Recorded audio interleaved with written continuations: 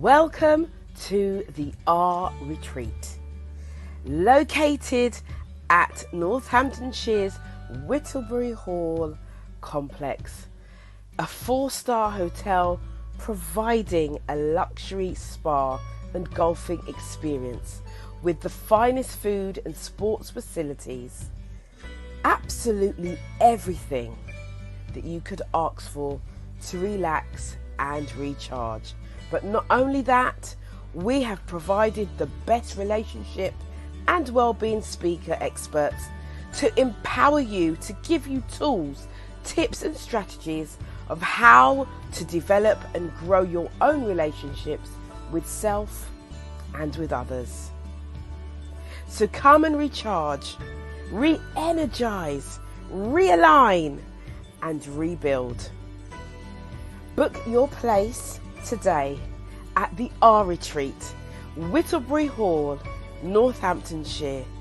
This is the time for you and you alone to give back to you.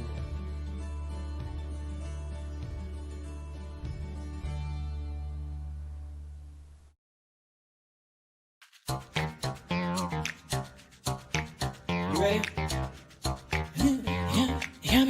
You got me running, got me running. Shake it, shake it, shake it, baby. Raise your hands up. Raise them up.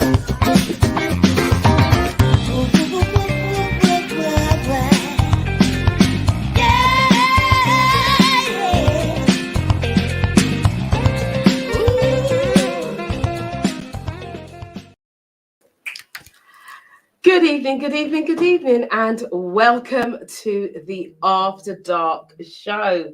Yes, we are here again for another episode of After Dark, where we discuss everything about relationships and personal development also. This platform is about us growing and thriving together. So last week we had our great guest on the show. We had Laura Hill, who was talking about the law of attraction. And this week, we are going to still be on that kind of theme, but we're going to be talking about mindset and how mindset can affect us in our personal development, or how mindset can affect our relationships. As if we don't renew our minds, then what would happen? What do you think would happen? And what has happened in your life? Because if you think about life and you think about how we learn and how we grow, then you'd think, well, when you're younger, when we're children, we think as children. And then as we get older, we think as adults. So our thinking doesn't stay the same. It evolves, it grows, it moves. And so even though we are now adults, and most people on this platform are in the age catchment of maybe 40 upwards, maybe younger. But most of us are at an age, and some of us, dare I say, are set in our ways. Do you say, well, this is just how I am? Do you say, well, you can't teach an old dog new tricks? Do you say that about yourself? Well, if you do, and even if you don't, tonight is going to be a challenge for you, because we have an amazing guest in a very young lady today. And everybody's young here. You know that because I'm young. So we have a beautiful young lady who is here today, and we're going to be talking all things mindset tonight. So without further ado, I'm going to introduce you to my guest, who is none other than Elizabeth Olojimi. Hey. You got it right. Did I? Fantastic. Oh, I've been practicing. Oh wow. No, you did well. You did good. Thank you. Thank you very much. Those people who are watching the show, who know the show, they will know that I'm terrible with names. Absolutely terrible. So, kudos to me. You did well. Thank you. So, welcome. Thank you so much for having me. It's such a pleasure to be here. You're welcome. You're very welcome. So, Elizabeth, we here at the After Dark show, we talk about all things relationship. And as you know, we are approaching our conference, our retreat, Yes. At the end of October. And one of the things that comes to my mind is when we're talking about relationships is the mindset. Mhm. Because if the mindset is stuck and set in its way, we're going to have a hard time. We are. Right? So before we even jump into that, tell us a little bit about you, what you do, and the things that you're getting up to right now, how you're playing in the world. Let's know. Wow, what do I do? So at the start of the year, I launched a business. I launched a coaching business. So I coach women to go from a place of surviving to thriving. And I also recently disqualified as a John Maxwell certified speaker, coach, teacher, and trainer. Okay. So I do a bit of leadership, personal development, confidence building, and I also go out to schools and speak with an organization called Happy Life Global. Okay. I write some articles in magazines. I'm doing quite a bit here and there, but it's fun and I'm enjoying it. Okay, so tell us about going into schools, because that's something that I used to do. I don't do it so much now since the pandemic. I haven't really done it. But tell us about your experience about working in schools. Oh wow, it's been interesting because I've worked with kids who are in year 7 up to about year 11. Mm-hmm. And when you work with kids in year 7, they're so enthusiastic, they're eager. But then when you work with those in year 11, they're like, I can't be bothered. Like, everyone's looking at me. A few weeks ago, I literally was speaking to this young lady and I asked her to stand up and say something and come forward and say it. And it was just in front of her class, in front of a tutor group. Mm-hmm. And she burst into tears. Wow. And literally it was because she thought people would laugh at her. Yeah. If I asked a year 7 to do that, they'll probably be like, I'm scared. Okay, I'll do it. Mm-hmm. And so it's almost like as we grow, our mindset changes. It does. As we grow, the way we think about ourselves changes, and we're more concerned about what's everyone saying about us. So yeah, it's been an interesting experience, but it's been fun. Yeah, I can imagine.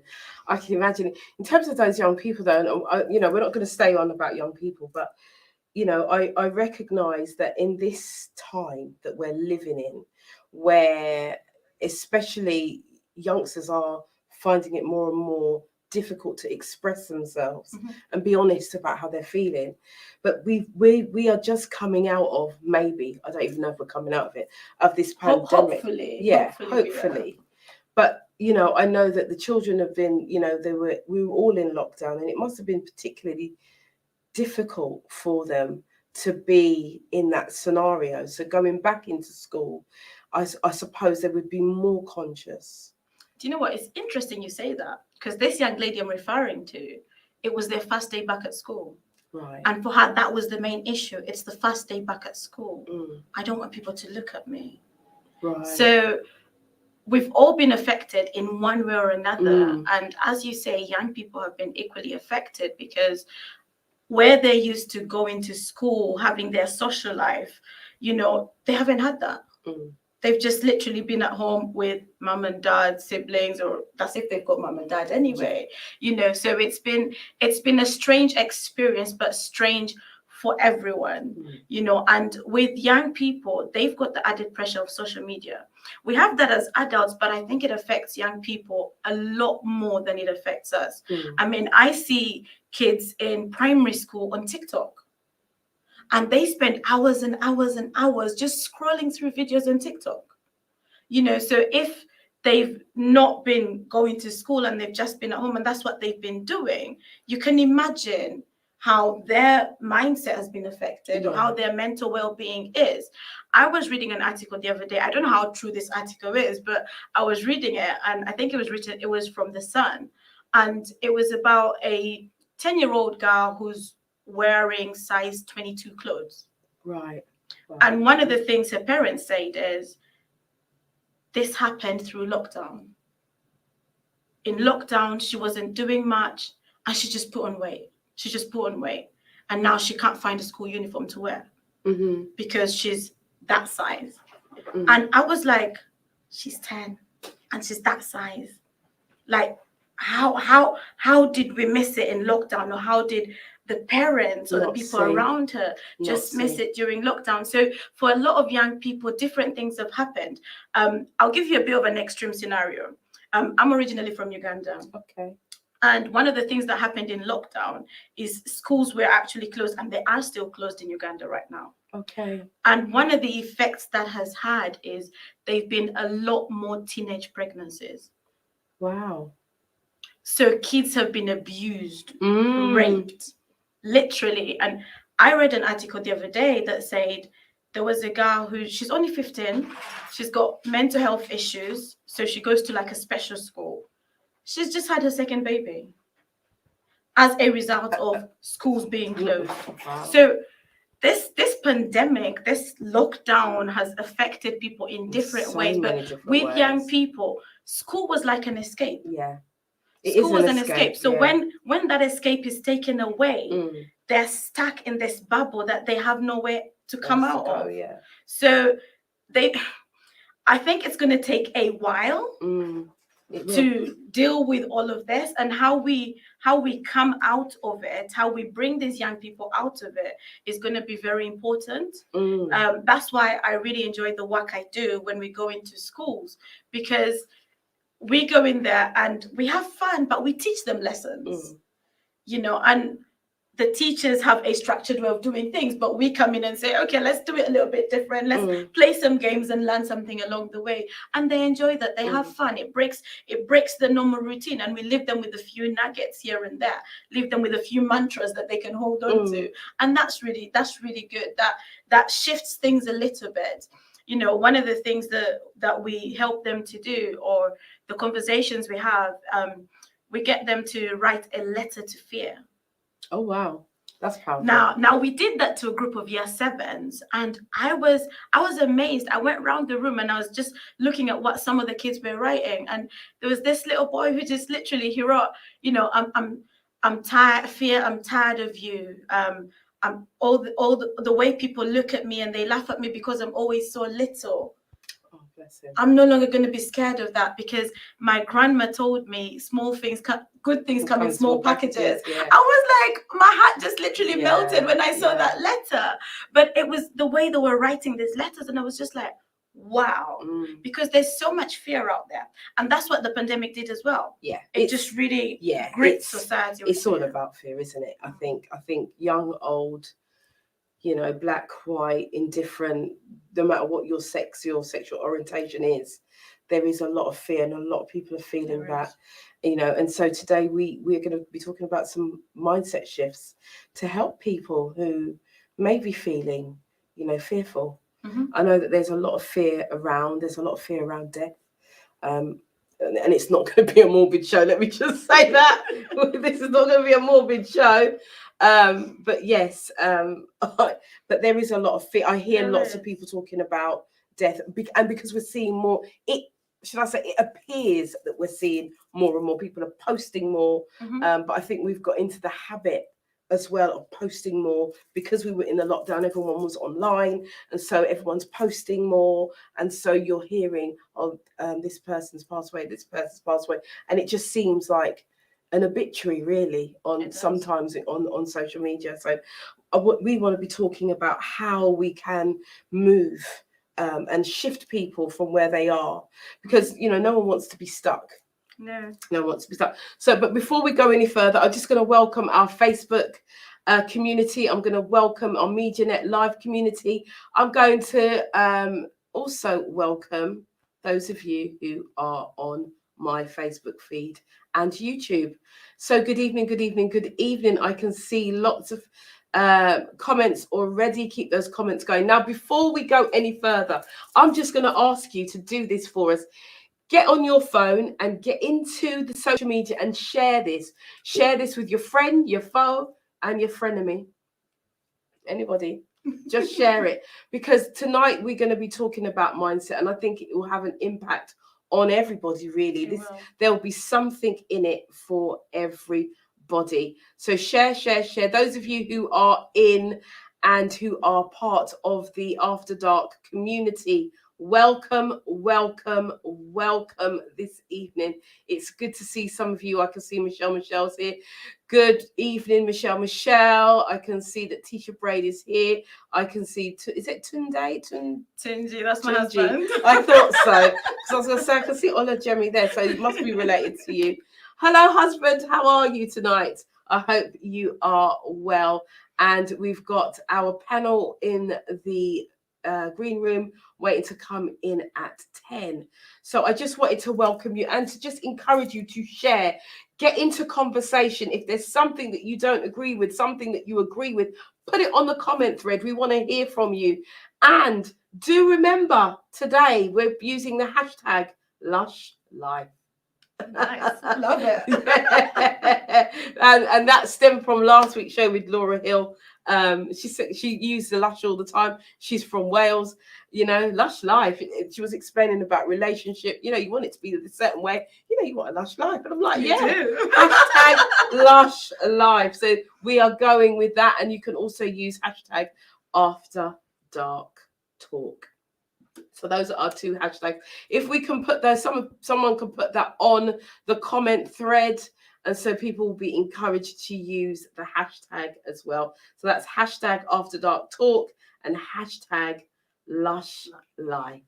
There we go. So Elizabeth, so we're talking about mindset today, and as we touched on earlier in terms of young people and how they're feeling, but let's just jump on their parents for a moment, because I know that the children are feeling how they are feeling. But if they are feeling those ways, can you imagine how the parents are feeling? Because, that's what the parents are offloading normally, their fears, their worries. And even if you try to keep that away, sometimes, children are very perceptive. They pick up on things.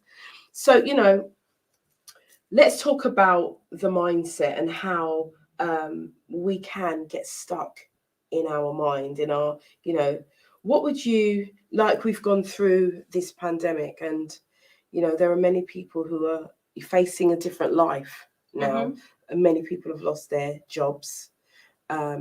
Some people are stuck between a rock and a hard place because we've got this whole vaccine drama as well. Should I take it? Should I not? And so there's some people who are in the healthcare profession who have been told, vaccinate or lose your job. So in that scenario, what would you say to an adult now? What would be the type of thing that you would say to them? The times that we're in now, I think we all have to reconfigure. We all have to shift. When the pandemic came, it affected everyone in different ways. It affected all of us. And if your mindset kind of remained where it was before, you would really struggle.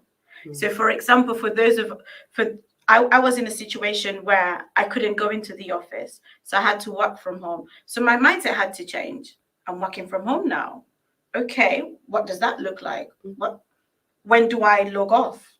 When do I switch off? And I had lots of conversations with people during the lockdown period, and a lot of people say they were working a lot more now than they were when they were going into the office. And I felt sorry for them, because the job I was in at the time, it was flexible and I could switch on and switch off. So I was in a good position, and I'm big on work-life balance. So I know that I need to look after myself, and I've got a 2-year-old, so I need to balance that, but I know for people, for example, who might be on their own, who might be single, it was a whole different ball game. For people who have older kids and you might be a single parent, that was a different ball game too. I remember one time speaking to a friend who was on her own during lockdown, and she said, I just keep working. I don't really log off. I just keep going. And to me, I was like, you need to think about your well-being, think about your mental health, think about all those things. So you can't just stay logged in and keep working 24/7. You have to take a break. For people who had kids to look after, you had to juggle being a teacher. You had to juggle your workload. You had to juggle doing you.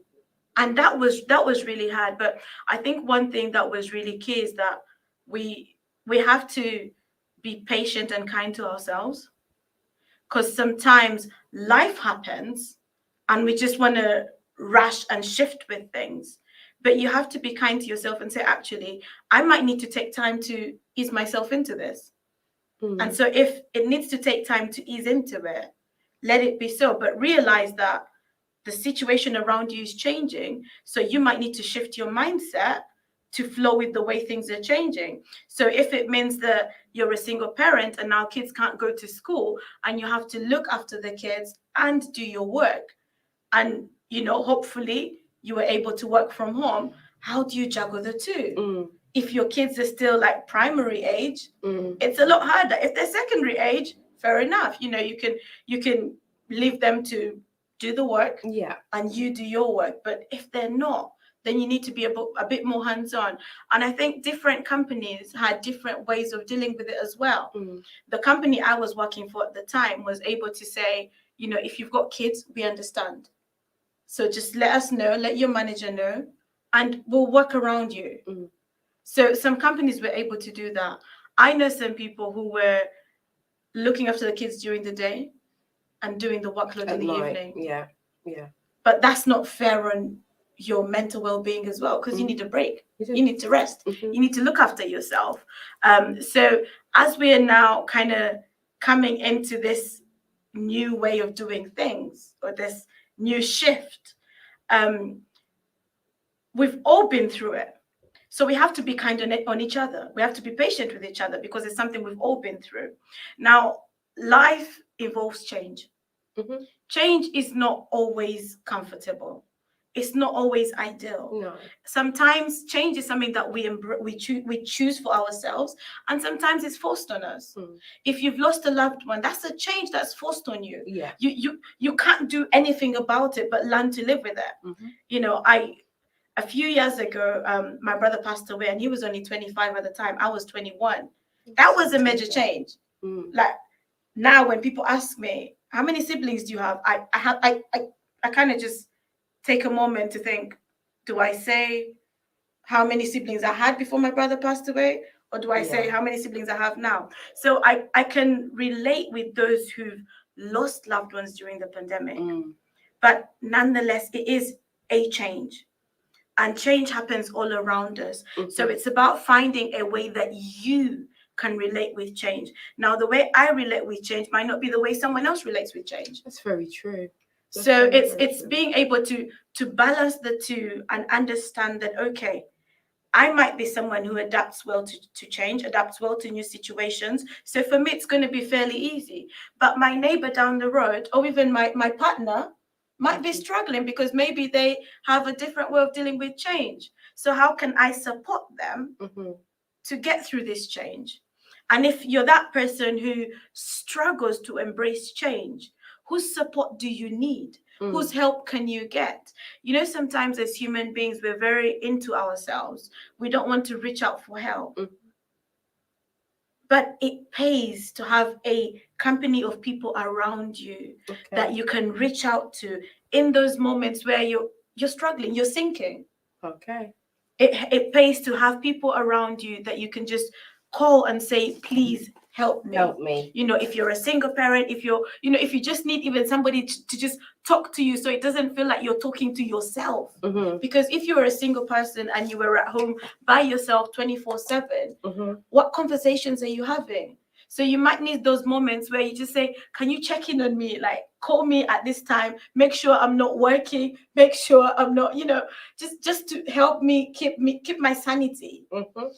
So we need to be there for each other, but also reach out for help when we need to. But understanding that we're all in this together.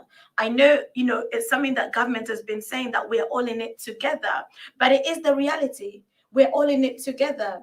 We've all faced it in different ways. We've all handled it differently, but we've all been affected in one way or another. Some people lost their jobs. Thankfully for me, I still had a job, but I made the choice to leave the job. But some people didn't have that choice to make because the choice was taken from them. So it's that change that I also need to understand the shoes someone else is in. We need to show empathy to each other and bear that in mind. And so when we're coming out and saying, okay, you know, everything's open now, we can do this, we can do that, people's mindsets are going to be different. We talked about fear earlier on, you know, and for adults, yes, there's a fear out there, and for some people it might even be the fear of, yes, I've seen people dying and I don't want to die alone.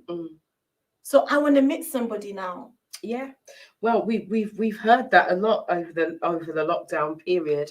There's been a lot of talk from the other side of the water. Over in America, they've got lots of coaches and stuff like that that talk. But there's one in particular who has been saying to a lot of women, actually, you're going to die alone, which I think is a really unkind thing to say. And to be fair, in all honesty, you know, if we look at it in the plain light of day, all of us are going to die alone of sorts, because we're going to die by ourselves, right? Of sorts. That's the reality. But to say that to somebody, you know, sounds harsh. It's very harsh and it's uncaring.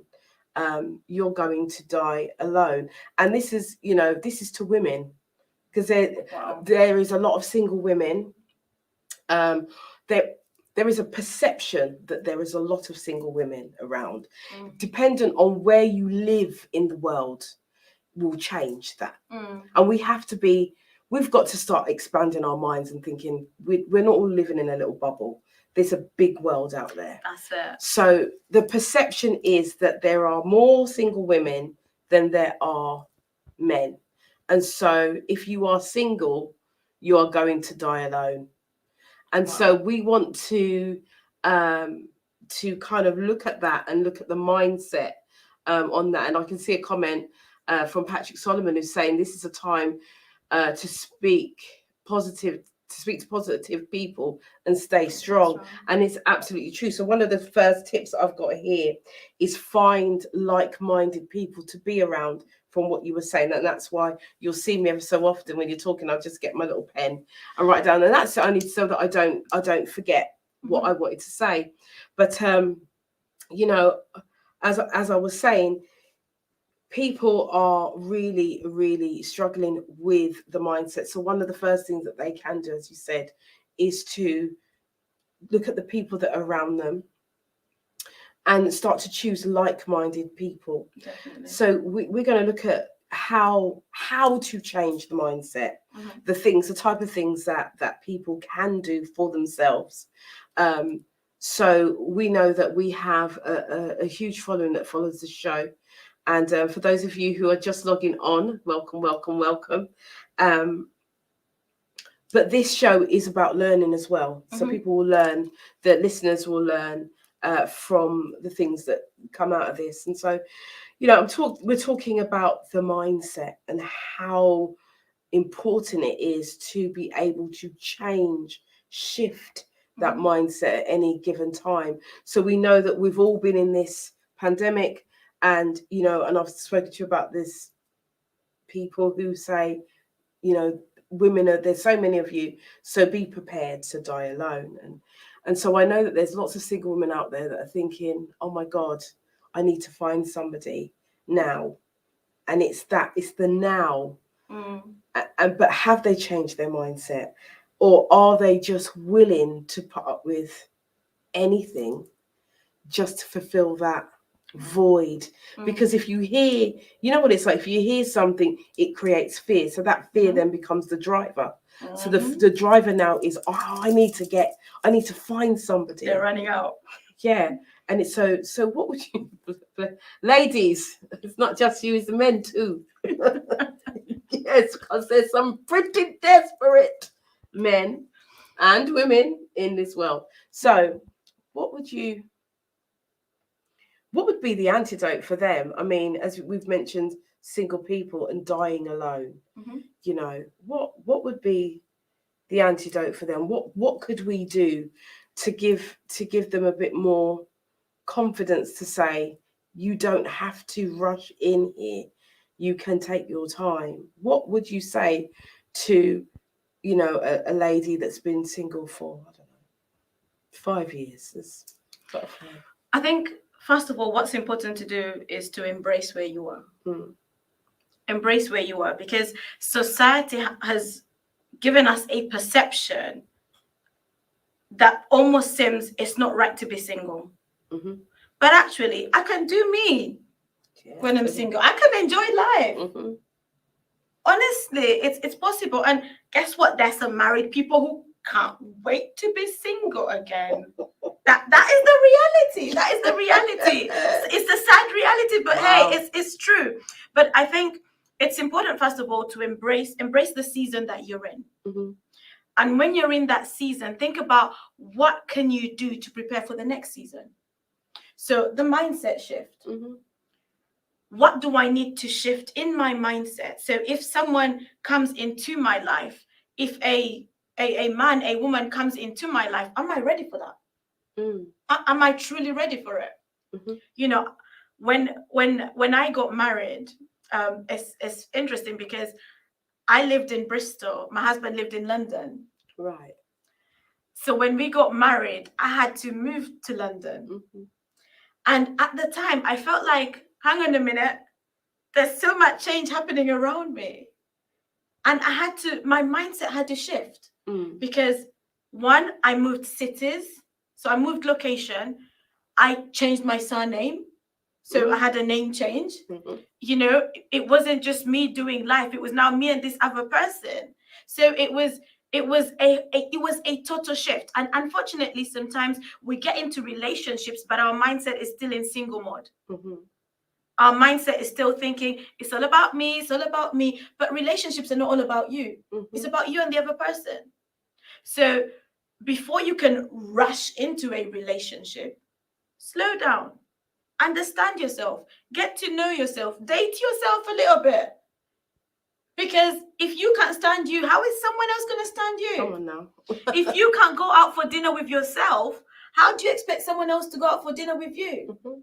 You know, and some of us, some of us as human beings, we naturally speak negative, we naturally see negative, and that's not good. That's not good. Because if you put yourself out on the dating scene, but all that's coming out of your mouth is negative, negative, negative, you're gonna scare the people away. You're gonna scare anyone that's interested in you.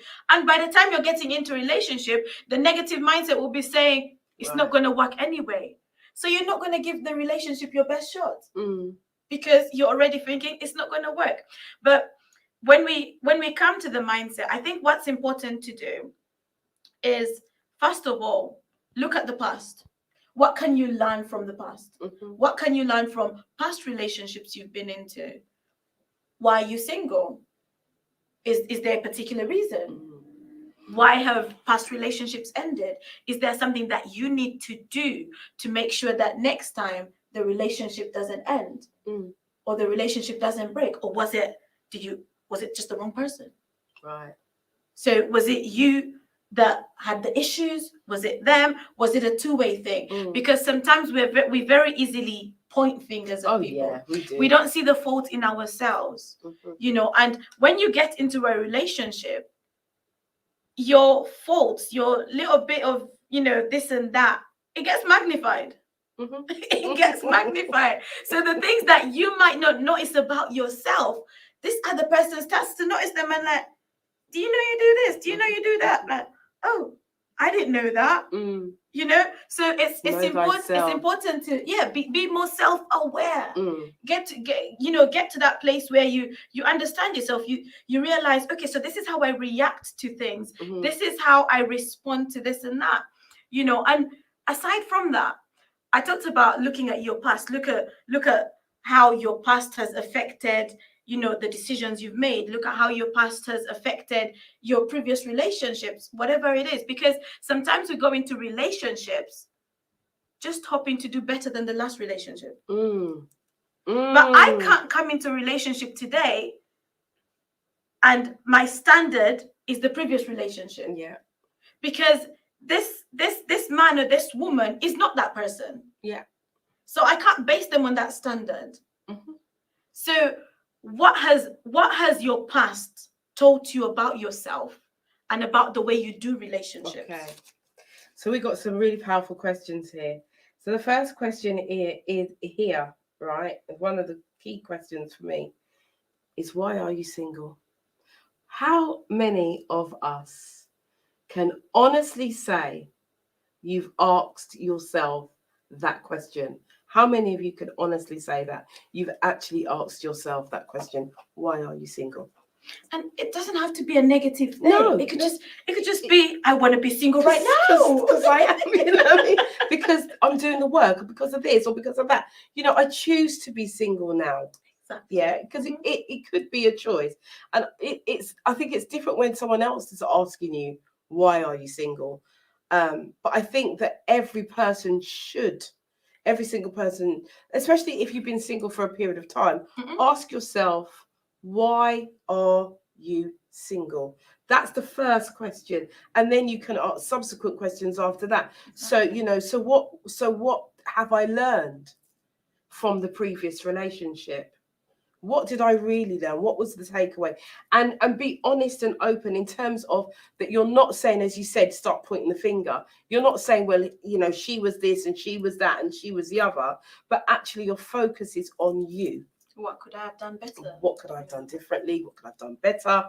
Was I the best person in the relationship? Was I a good girlfriend? Was I a good boyfriend? Really? Did I listen? Mm-hmm. These are key indicators, of actually starting to change the mindset. And I mean, mindset is a thing. If you don't realize that you're a negative person, just start writing lists and you'll see. Just start writing lists. What do you want? And you'll definitely go to what you don't want first. There you go. Yeah. There you go. And then sometimes I say to people, that's a good place to start. Mm-hmm. If you are in that mindset, okay, tell us what you don't want. Because once you make that list, then you can start to identify, right, so you don't want this. So if you don't want this, what do you want? And you write that down, and then you throw that side away, look at the positive, and then start to shift. Because your mindset is not just going to shift like that. No. Your mindset is based on the story that you tell yourself that you're in. Mm-hmm. And no matter what that story is, what that story looks like to you, that's the story that you're going to tell yourself.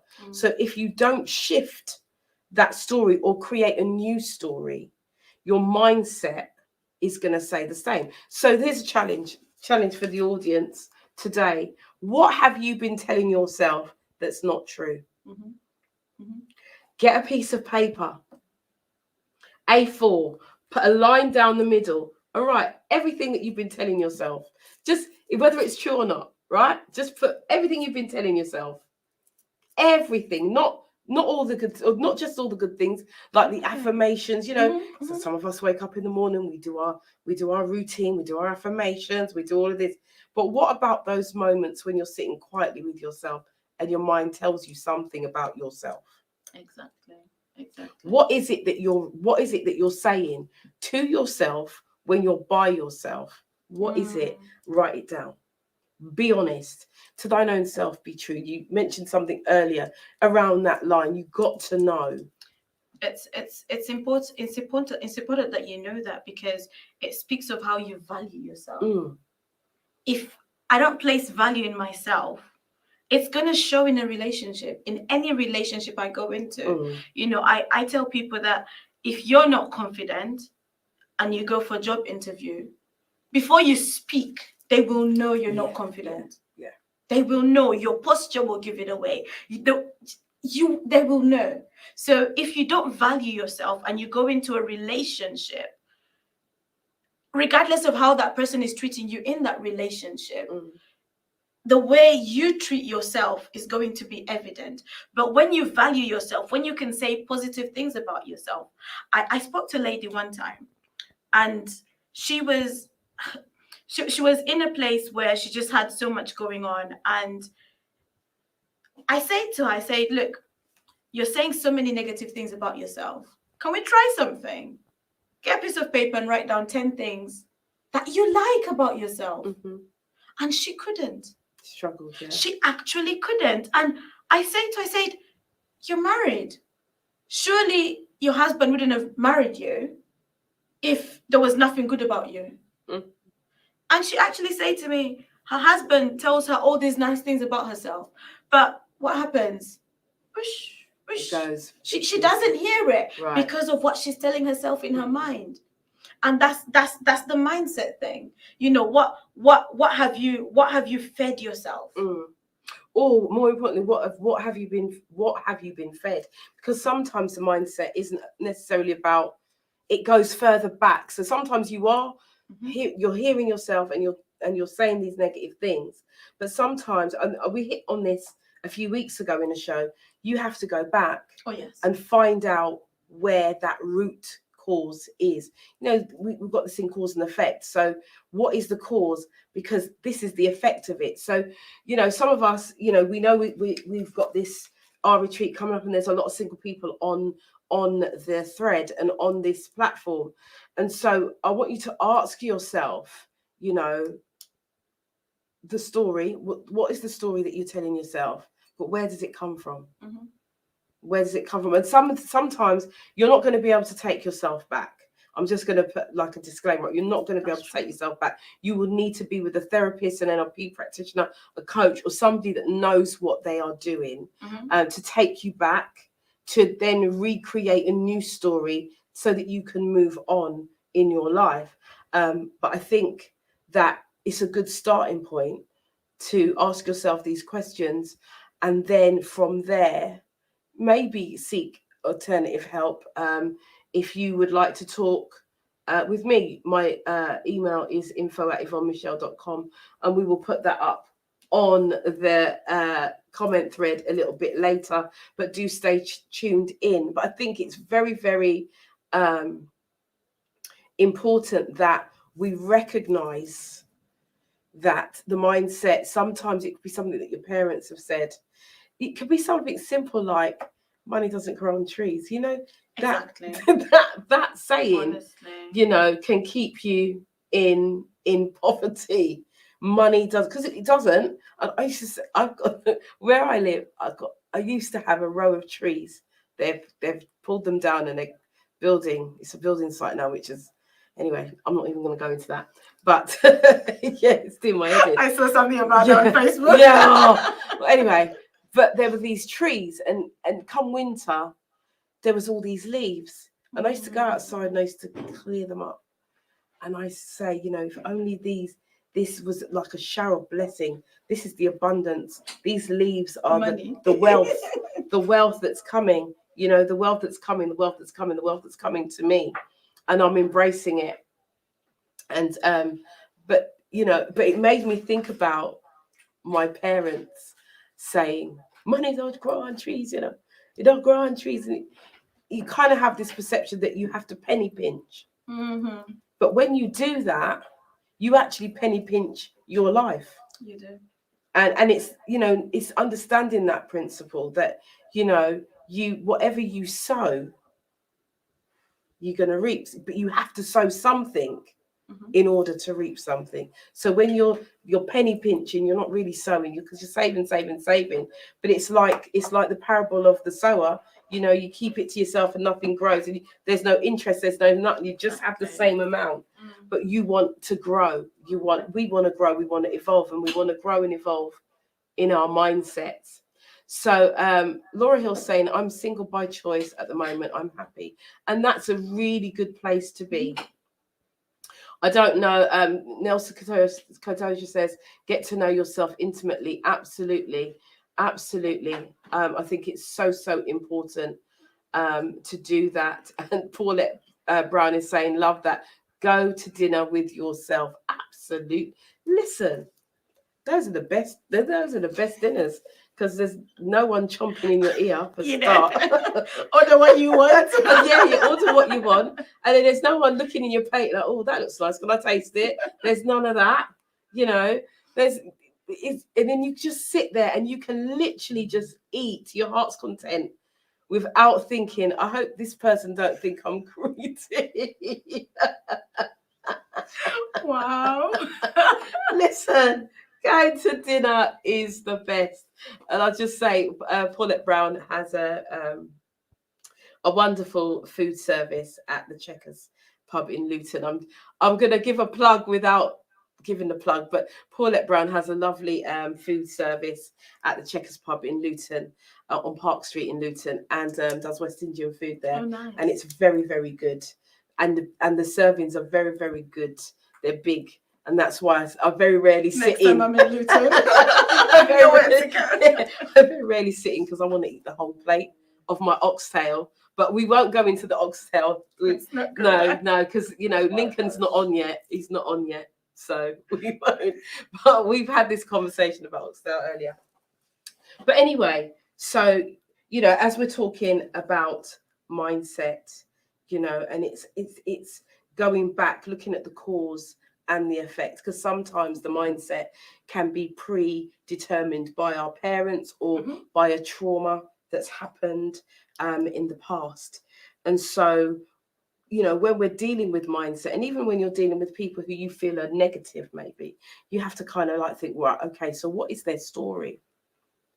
Where does that stem from? Where does it come from? Yeah. It's important that we go back, like you say. There's a quote I've had before. I think it's one of John Maxwell. He says, experience is not the best teacher. Evaluated experience is the best teacher. So looking back at the things that you've been through and seeing what can you whip from it. But when we talk about mindset and how your mindset can be affected by your upbringing, your environment, it's our limiting. It goes to limiting beliefs as well. That's where it links in. And some of us are scared of going into relationships because of those limiting beliefs. We're scared of even putting ourselves out there because of something someone has said to us, because of something that happened when we were a little child. And yes, we've evolved into being an adult, but our mind is still stuck on that one little incident that happened back then. And we've built our lives with that narrative in mind. Any relationship we go into, that narrative is still there, and sometimes there's a thing that people like to say, which really annoys me, when they say all men cheat. That's a lie. That's a lie, because not all men cheat. Yes, some do, but not all of them. And I remember one time someone saying, men from a particular country, they mentioned the country that they come from, and they say men from that country all cheat. And I said, hang on a minute, your brother is a man from that country. So are you saying your brother cheats too? So those little things that we say, those little comments, because one thing that we also need to realize is that our words carry power, and our words speak of what's on the inside as well. So we need to be conscious of the words that we are saying. Absolutely. We need to be conscious of what's coming out. And sometimes it might even be just take a moment to listen to yourself. Just take a moment, listen to yourself, listen to what's coming out. And then maybe take a step back and say, okay, maybe I need to fix that. Maybe I need to change my thinking. If you go on a date and you find yourself talking a certain way and the person's reacting, and you're like, what am I actually saying? So when we talked about the looking at previous relationships and saying, well, what could I have done better, or what could have changed, what could have been different? I think those moments are very important because they're part of learning, they're part of growing, and you don't want to end up in a relationship with someone who doesn't want to grow, who doesn't want to change. Because when you enter a relationship, change automatically has to happen.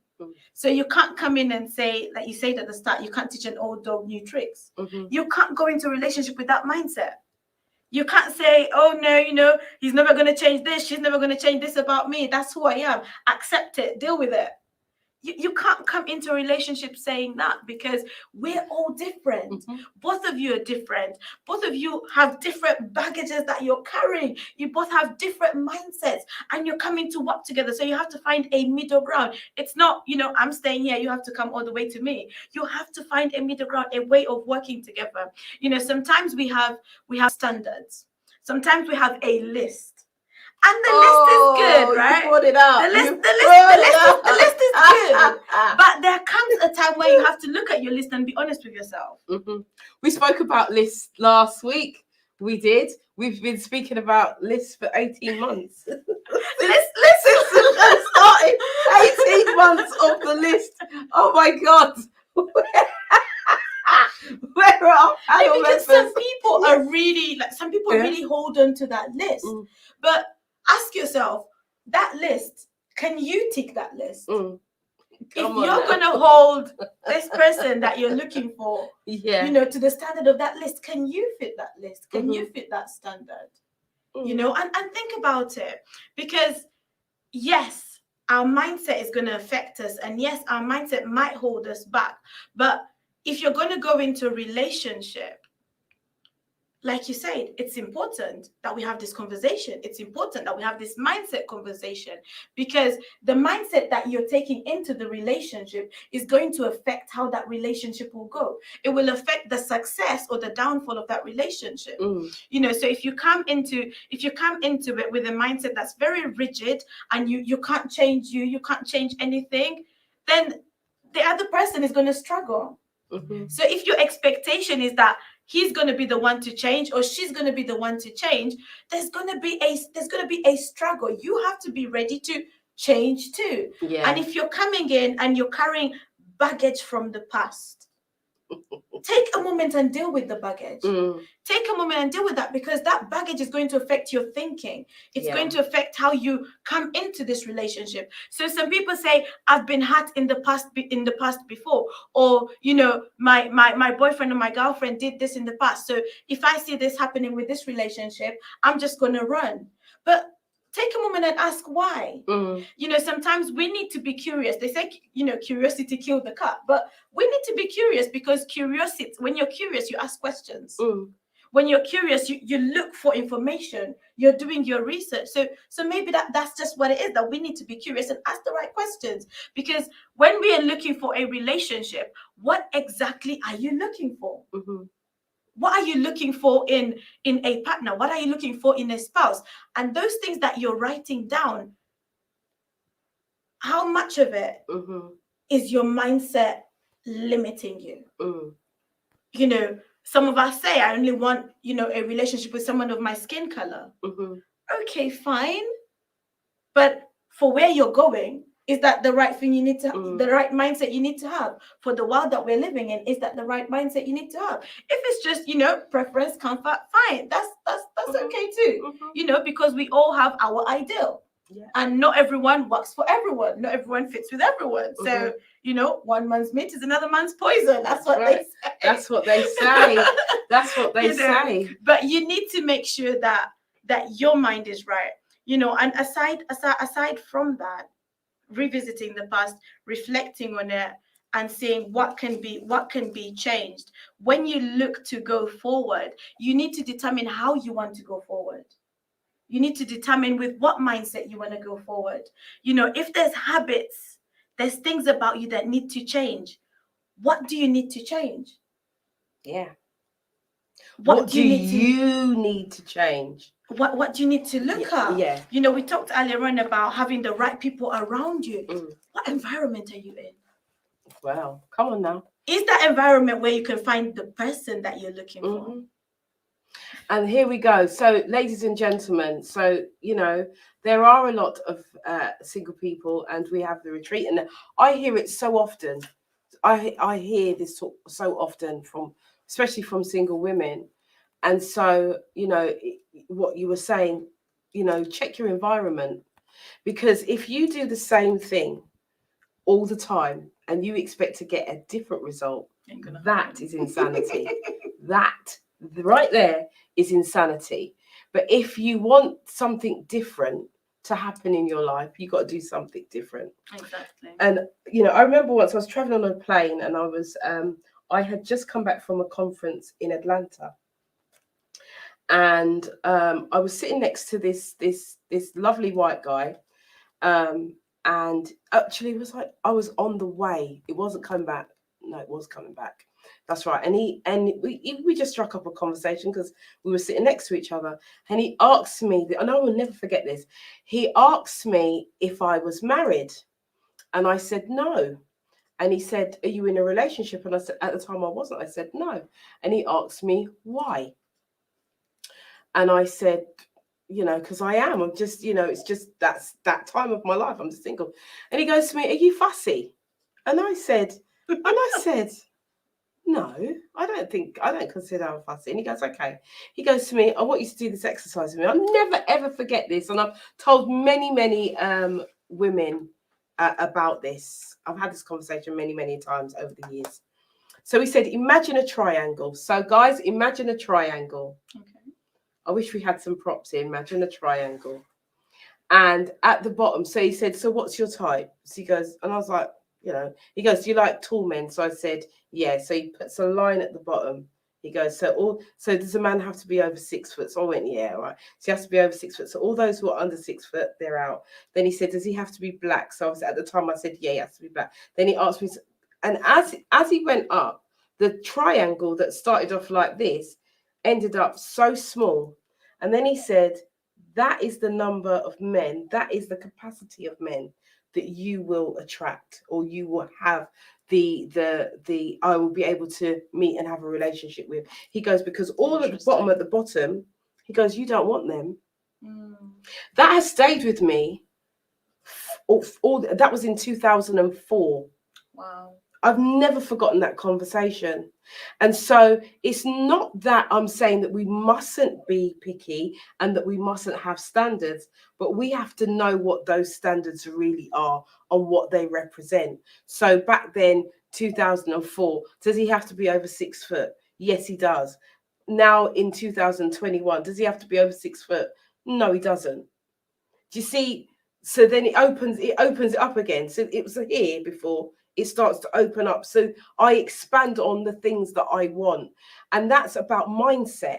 My mindset was like, yes, this, yes, that, yes, the list. But actually, when you start to know yourself, and you start to really think about the things that are important, like, does he have integrity? Is he kind? It's not so superficial now. Oh, does he wear brogues, or does he wear name brand, or is he 6 foot, or is he bald, or does he have hair? Does he have a curly perm? Back in the day, it was the thing. The dreaded curly perm, so close. But back in the day, was that? Does he have to have a curly? Yeah, he has to have a curly perm. Would I say that? No, I would not say that now. Do you know what I mean? So it's Are you sure? I'm absolutely positive. I'd be like, no, I don't like the drip. Follow the drip out the door, yeah? Off you go. Kind of thing. But that tool, that thought process, really, and that was before my journey into personal development. And now it's something that I use in my teachings, because it's a powerful tool in terms of choice. What are you choosing? What are you saying? And it builds, I think it starts to build up this internal kind of dialogue or list that you say, right, these are the things that are really important to me. And so fundamentally, if a person displays these things, then they should have, by rights, my interest. And it shouldn't really matter if they are, not as tall as 6 foot. As long as they're taller than me when I've got shoes on, it's just, and it's not hard. It's okay. It's not hard, because it's only a little bit. I can relate to that.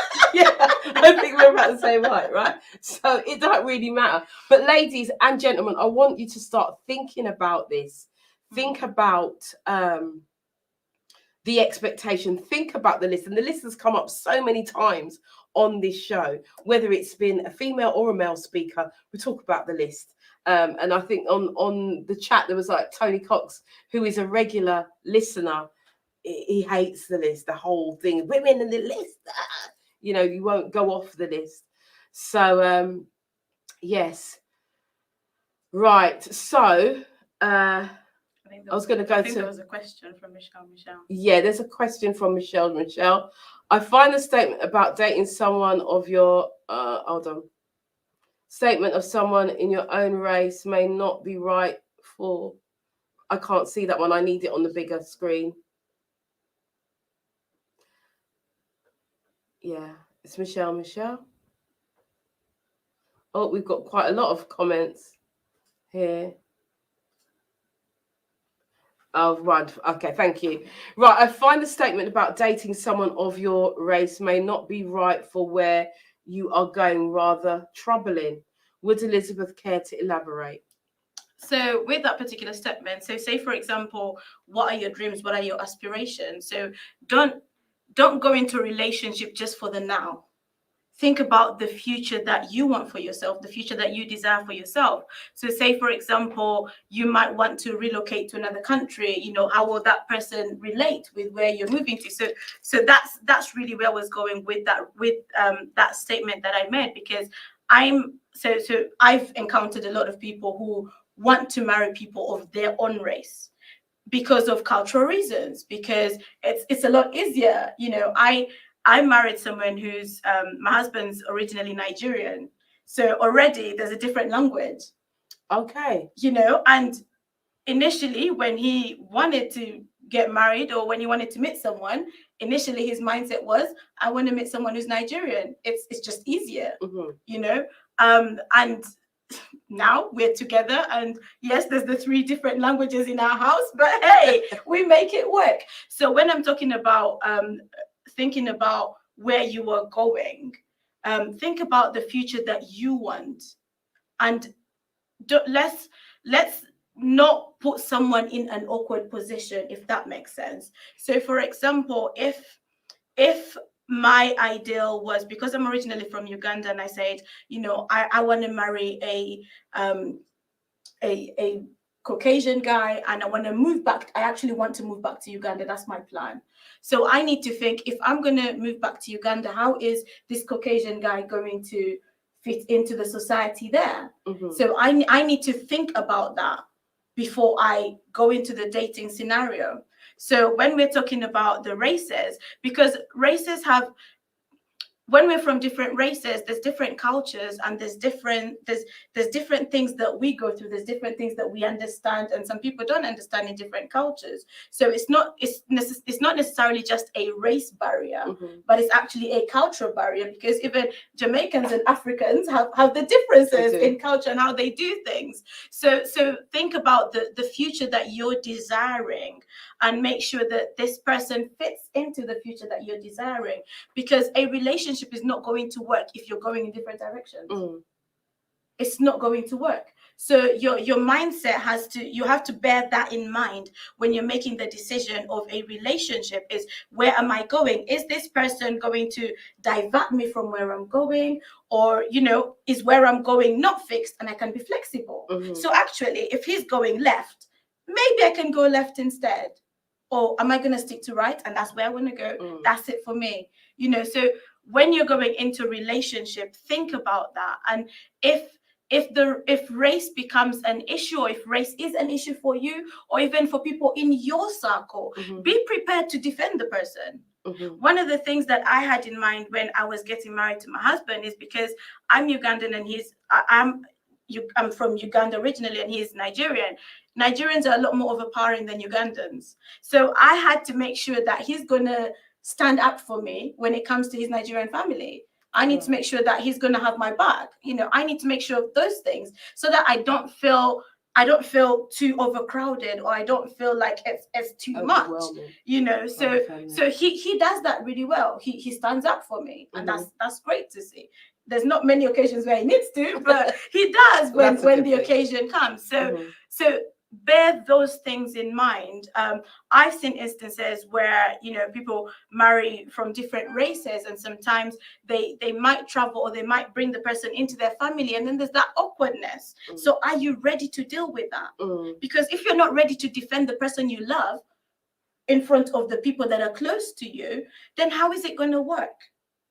Okay. We need to be real with ourselves. Okay. Thank you for that. It gives a different perception of interracial coupling. We are going to be doing some interracial shows. We ain't got there yet. Yeah, we have to make sure that we've got the right people on the show. But it's I think that we have to remember that every what's the word I'm looking for? Every opinion is down to the individual, right? And so I think that for what you've said, I think if you are in, as you are in a relationship where the cultures, even though you are both African, you're both from the continent, the cultures are very different. Very different. Very, very different. So that could cause a lot of problems. So it's something to think about. And maybe as a singleton, we wouldn't think about those things because you're loved up and you just think, oh, I'm with that person. And that's it. So, but we're at the top of the hour. So we're going to go to our adverts. We are going to go to the adverts right now. We'll be back with the panel right after this.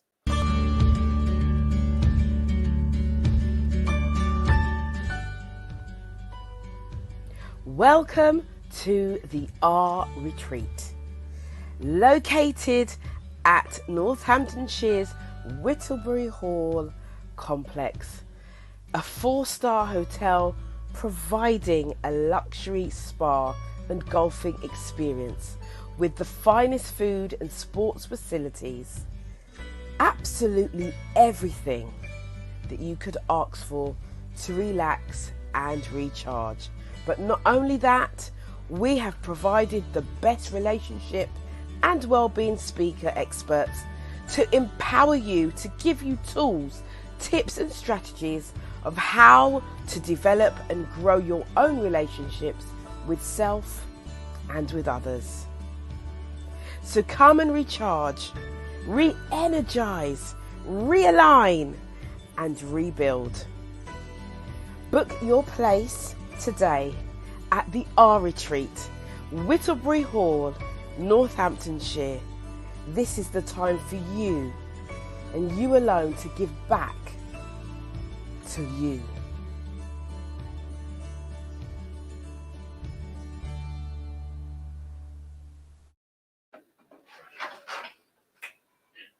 So we're going to bring in the panel now. Hello, my panel members tonight. Hi, Lincoln, and hi, Laura. Hi. Hello. Okay, so you've been listening in the green room to our conversation. Now we've got this panel is quite interesting because we have 2 singletons and 2 married. Oh, people. okay. So it's really it's a very interesting mix. So guys, you've been listening in the green room. So just pop us really quickly what your thoughts are so far in terms of what's been said. And I'm leaving it really broad so you can pick out anything that you want out of that conversation. Go on, Lincoln, you go. I think the conversation so far is very interesting. One of the things that I have, I suppose, latched onto, and I know you want to talk about kind of adults and what have you, but because I work with young people, we have lots of young people whose mindsets are, as you were kind of discussing, and I know from some of the work that I do with regards to mental health, that there are lots of young people that have anxiety and depression and, all of these things. So, and when you get to a new term or a new start of a new year, you start to meet these young people who are coming in. And I suppose a lot of the work that I'm doing is to try and, so let me put this in context. One of the things that there are 3 questions that I ask the young people when I'm meeting new classes and I tell them about myself, and I ask them the question, are you happy with yourselves? And you might get the odd one that says yes. I also ask them, do you feel safe? So around your area, where you're walking around your area, do you feel safe? And then I ask them a question, how many of you go to bed tired and wake up tired? And the questions are kind of to try and gauge where the young people are. So I think there's a lot of social media that feeds into the anxiety of young people. Definitely. And therefore feeds into this kind of feeling that they don't match up. So as a kind of a mindset coach, what are some tips that you can give me to be able to kind of work with the children that I'm working with? Wow, those are fantastic questions that you ask them. And I think one thing that young people are missing today is someone that can listen to them and relate with them. And so asking those questions and actually taking the time to listen to their responses is actually very important. In terms of, I guess, tips, one thing that's really good is encouraging them to journal. I think that really helps. And I think Laura mentioned it in the show last week. I did some listening in here and there, and she mentioned about journaling. So I think journaling is very, very important. Just helping them to get what's in their head out on paper. That really helps. And probably also just, I think something that affects our mindset is what we see and what we hear. Yep. So what they're taking in on social media affects them a lot. If there's any way that you can have the conversation to get them to reduce the time they spend on social media, I think that would help, although that's a difficult conversation to have, especially when you're not in a position to control it. I spoke to a year 7 student who said he spends, I think it was 5 hours a day playing video games. And I was like, 5 hours a day? How much of your life are you wasting?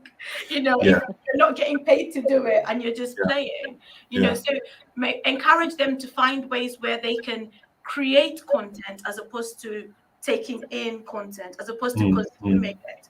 If they can create it. And then also find actual physical activities they can do. So if it's activities in the community, if there's, I know that a lot of councils have closed down youth centers and things like that. So that makes it harder. But maybe finding ways of engaging them with physical activity, and also encouraging them to read books. Encouraging them to be It's funny that you, so just very quickly, it's funny that you say about having young people, trying to encourage them to come off social media, because one of the other questions I ask is, do you have any addictions? And usually people go, oh, no. And then I say to them, okay, well, it's the morning now. How about I take your phone, one of you, a brave soul, all of you who are brave souls, I'll take your phone from you and I'll keep it for the day. Do you think you'd be able to do that? And I get arousing, no way, you can't have my phone. And I'm saying, well, you're showing signs of being addicted to your phone. But anyway, yes, thank you. I appreciate that. Thank you, Lincoln. That was actually a good question, really good questions. But when you talked about the phone scenario, it just brought me back to when I was teaching in high school, and the first day of school, they wanted to change. So everybody had to give in their phone. And that day just didn't go well. Like, miss, can you get my phone? Miss, can you get? So I know. So you've touched on something there where it's really, really true that it's borderline addiction. But again, bringing it back to their parents. If you did it to the parents, it would be exactly the same. Do you know what I mean? I mean, I for one, how do we feel if we leave our phone at home? Come on. I agree with you 100%. But I'm looking at things like, so I'll say to young people, you're on your iPhone, you get a screen time, so it tells you how much screen time you have spent. And my young people that I'm teaching are coming up with 10, 11, 12 hours screen time. So when they come into my classroom, you make sure that your phone is turned off. It's in your bag, it's in your coat, it's out of arm's reach. You cannot, for the 2 hours that you're with me and I'm teaching you, you can't touch your phone. And I'm just teaching you. That's it. And you can see them kind of sometimes. And I say to them, if I'm standing at the front of the class and I'm teaching you, I can see you looking into your lap. So don't do it. Because if I see the phone, I'm taking it. Yeah. But it's that mindset that we can't live without it. Yeah. And and that's, how do you get them out of that mindset? I think you have to you have to give them something, replace it with something. Because it's like anything. If you have an addiction, you take it away, you've got an empty space. Yes. Yeah, that's true. It was Empty just space needs yeah. to be filled with something. Yeah, it was just harder during the pandemic, wasn't it? Because it was. my youngest son, I would take it. He'd go gym. I'd take him kickboxing, just to get him out to get that, and then he'd come walking with me when I would walk and what have you. And then we went into pandemic, and he couldn't go kickboxing, and he would just be walking with me, and we spend time talking. But it's like trying to, as you say, replace it with something. But I have concern. It'd be good to talk to Elizabeth. Yes, on the show, but maybe after the show, because I need some things that I can kind of help with these children that I'm working with with my students, because a lot of them are suffering from a lot of anxiety, a lot of depression. It's kind of it's already hit pandemic levels. And we know that we are really struggling as a nation, really, with our young people. We know that suicide rates are up, and that's across the board. But we do need to have a look at that, and we will do a show on that. I know that Lincoln will be coming in November to talk about what he does and share with us in regards to his work with young people. And we'll do a few weeks on young people. But this, we are going back to sorry. It's all right. It's okay. So Laura, come in, my darling. Hello, welcome everybody. I have got so many things that I can interact with, but one of the things that stood out for me, Yvonne, was when you said about mindset. I was asking Elizabeth, what would you do with somebody if they was with the vaccinations, vaccinate or lose your job? You did mention it, Yvonne, so I'm going to bring it back up. Because we've had nurses on the front line, we've had healthcare workers on the front line. They've worked all for the pandemic when there was no PPE. They did everything. We clapped for them. We did everything. But then is this thing then of, right, but you have to vaccinate, you're going to lose your job.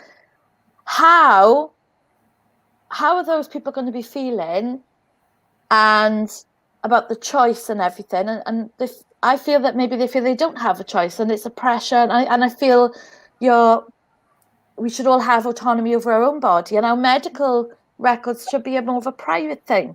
So, what, Elizabeth, I'm asking you, like, how would you advise a healthcare worker or a nurse who maybe is on the fence about it, but then is feeling like they've got to, but that goes against what they want? Sorry, big deep question. That's an interesting one, because I think it starts from what are the options. So if you don't take the vaccine, what happens? What's the consequence? From a personal level, from a career level, what happens? Is it the end of the world? No, it's not the end of the world. But it's getting the person to see what their options are and making the choice that best aligns with the individual, best aligns with their values, best aligns with their priorities. So if, for example, you're told, you're not going to have a job if you don't take the vaccine, period, that's it. Mm-hmm. We can't do anything about it. That's what it is. You're either in or out. Mm-hmm. So that individual, if I was that individual, I'd be asking myself, okay, so do I want the job? Okay, I want the job. I want to stay in my job because it's a guaranteed income for my family. What's the issue with the vaccine? Why don't I want to take the vaccine? Because it's important. If you want to stay in the job, but you're being told this is a requirement for the job, then you might be forced to align with that. But if you have strong beliefs to not take the vaccine, what are your options? If your job is going to be taken away, but you know that that's the only job that you can do and that's the only job that you have, Are there any other people that can employ you? Can you go private? Would that work? Look around and really ask yourself about the options available to you. And if there's no options, if there's no options, can you stand taking the vaccine? And if at all you can't, then maybe you're going to have to look at a career switch. That's the sad reality, that you will have to look at a switch. And that could be, you know, maybe you teach people who want to go into your profession. It could, but there's always an option. It's not a do or die. There will be an option. It's just, what option are you willing to accommodate? What option aligns with you? And then just go with that.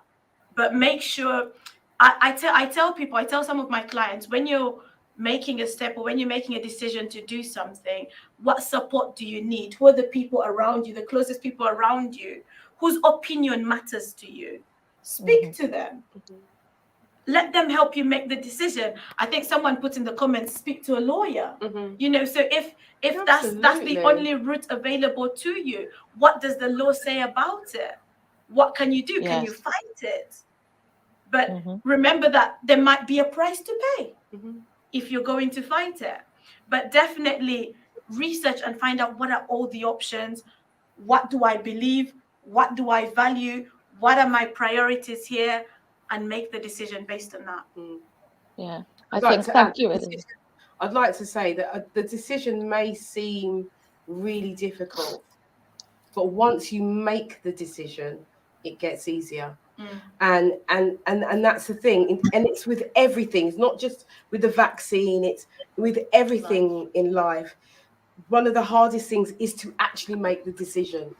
And once you make the decision, then everything else will fall into place. But just remember that there are always options. That's it's really how good you advice. think about things. And that's why, you know, mind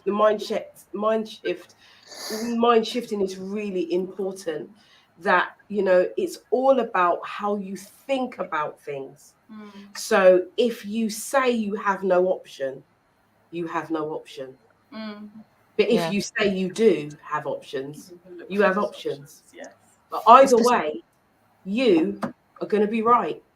And that's, I think, is something that everybody can take away that's listening. If you find yourself in that situation, go research.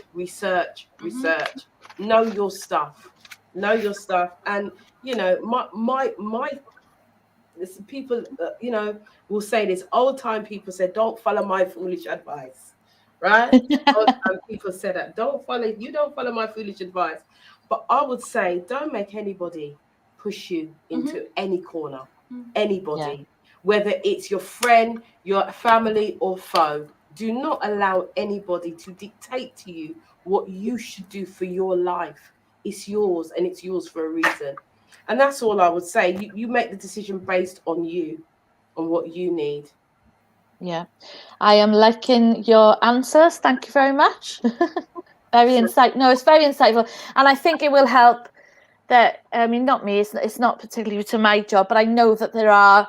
You know, you see it. You know, there are people who are in those situations, and they do feel stuck between a rock and a hard place. You know, so thank you for that. That's going to help viewers, I would imagine. Thank you. Thank you very much. I'd like to go to some of the comments. Yeah, come in, Lincoln. Yeah, I was just going to ask you, as you're a mindset coach, what would you say about people and their triggers? Ooh. People and their triggers, interesting. Yeah. What would you think about, like, so for instance, for instance, one of my triggers might be, I hate when people are driving and they take a turn and they don't use their indicator. That just sets me off. That's so annoying to me. I'm like, Lincoln, you're not alone. It doesn't matter how slow they're driving. If you're going to turn and you don't use your indicator, I just get so mad, and then I have to kind of like just pull myself together. So how do we kind of get out of those those mindset? How do I change my mindset when it comes to something like that? What would you say about that? Do you know what? It's interesting that you use that example because I love to drive, but I don't like when people don't drive the right way. When you go on a roundabout and people switching between lanes, it's like, okay, you know. But it's one of those things that when you know something about yourself, you have to find a way of controlling yourself. So if you know that that's a trigger for you, there's some people that get angry a lot, and so they're told count to 10. So if you know that something is a trigger for you, so for example, something like that, it's training yourself to maybe count to 10 as well. That can also work. But being able to just hold back and actually maybe even ask yourself, what is it about that particular moment that triggers you? You know, find the root cause. Find the root. I know the reason. I do know the reason. Dangerous. The reason is you're breaking my personal rule. My personal rule is if you're turning, I want you to indicate. So But that's why I know that? that's why I get angry. Anyway. But do you do that at all? No. Oh no. Turning without indicating. Never. That's a card, and that's one of the biggest sins. That's blasphemy, as far as I'm concerned. You've got to indicate to turn. Wow. Yeah, Tony Pugilis' voice says breathe deeply. Absolutely. Deep breathing does help. Yeah. And focusing on switching your mind to something that's more pleasurable in an instant. Because you can change your mind. You can actually change your mind in an instant. You can. Okay. But it's a practice. You master that. You practice that. You can. You literally can. Because I tell you what, and I kid you not, if I couldn't change my mindset, all of those builders would be beaten up now. I think they would be dead. I would have jumped over that. I'm telling you. I would have jumped over that fence and knocked a lot of them out. I'm telling you. I'm absolutely serious. But I've had to change my mindset, and it's been really hard. That has been one of the most challenging times that I've had with the builders, and this has been going on for a year.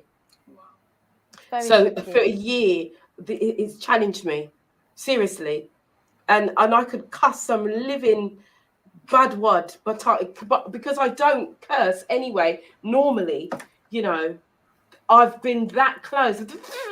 But again, it's breathing and changing my mindset, thinking on the things, you know, the higher things, thinking of the things that I want to do, thinking of the things that I want to achieve, and thinking if you go and thump out the people, you're going to end up in jail.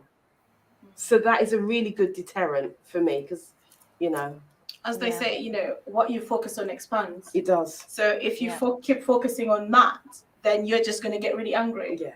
You know, but shifting your mindset, focusing on something else, it definitely helps. Yeah, I agree. I would like to go to some of the comments. I can see that we have quite a few comments. I'd like to go to some of the comments on the screen. So if we can bring some up. Right. We've got a comment from Michelle. We have to be mindful that some children are the only single child with working parents, and the social media was their way of communicating with their friends when no one could go anywhere. Yeah, that's true. Yeah. That's true. You know, same for my son. I think in all of these things, I think everything is in moderation. Mm-hmm. And even, you know, we're coming out of the pandemic, but we can still see the effects of the pandemic on all people. And I think everything has to just be in moderation. I think, you know, there are some young people that go to sleep with their phones. Their phone is underneath their pillow or in their hand. You know, and I think that so we have to be mindful of that. And I think as parents, those of us who are parents, you know, we have to look at that and maybe helping our children to manage their time on on social media or on their phones. So Tony says the decision to stay unvaccinated is causing trauma for huge numbers of people. Not least the trauma from the vaccinated. Tony, if you'd like to elaborate on that a little bit more, I think that's quite an open statement that you've said there. Okay. Kellyanne Ross says, Lincoln, you are good. I cuss people when they don't signal, LOL. And Kellyanne Ross is a driving instructor as well. So I'm like, Oh, that must be tough, Kellyanne. Oh my gosh. I might just take a driving lesson just to see that. Okay. It's good you can wear a mask. You can like do it under the mask and nobody can no one see. will know. No one will know. They won't notice me. Patrick Solomon says, come on, Yvonne, no fighting. No, seriously, but when you're up against it, when you're up against it and things are going against the grain, the first thing that gets affected is your mindset. It is. We know this because we're going through what we're going through. The world is different. All our mindsets have been changed. All of our mindsets are under pressure.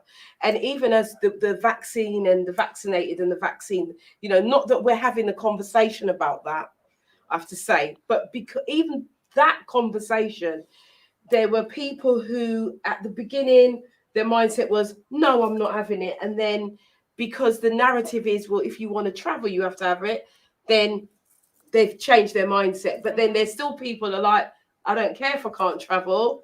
I'm not going to have it because of this or because of that, or, mindset. And now the shift is we've got arguments amongst families. We've got arguments where there was peace.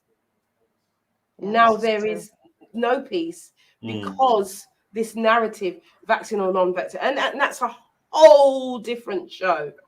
Yeah, absolutely. And maybe we might do it, but I really try and stay away from those topics.